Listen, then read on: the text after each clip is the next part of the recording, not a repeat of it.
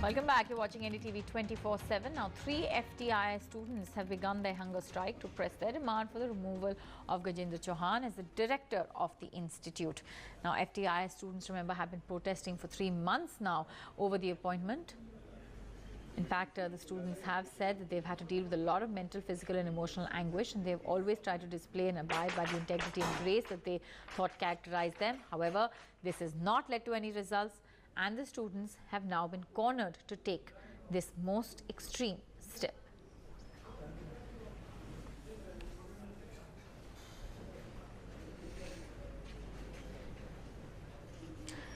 Well, we do have a representative of the students who's now joining us on the phone line, Rahat.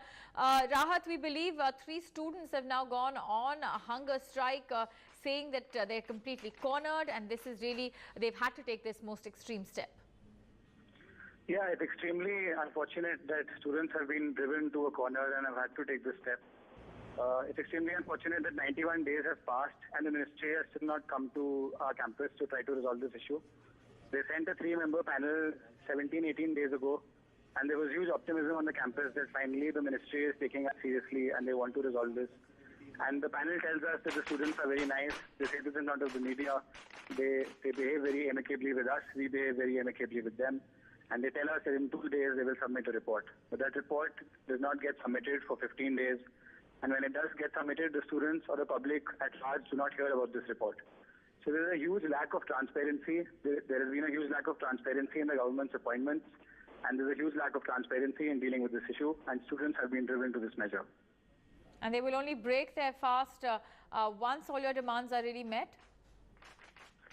The students will break their fast once their issue is resolved. They're very clear on this. And we need to see some movement from the ministry, some real willingness to engage with the issue and understand the issue, not painting the students as anti-nationals, anti-Hindus and all sorts of ridiculous statements.